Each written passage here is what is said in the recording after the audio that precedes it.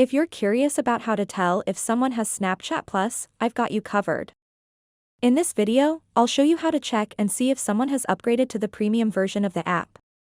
Keep in mind that not everyone who has Plus necessarily upgraded. Some people may be using the free trial, but it's a good way to start figuring out who's using all of Snapchat's latest features.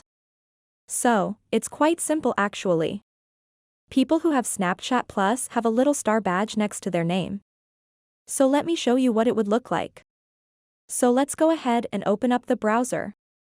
You can see this white star with a black background, so you want to look for people with this badge next to their name.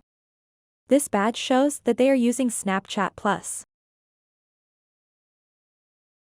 Now if I go over to Snapchat, and then to the chat screen, next to their name, this person has a star emoji.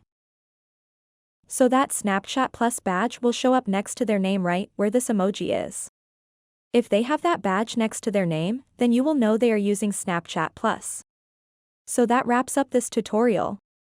If you have any questions about this whole process, please let me know in the comments section below.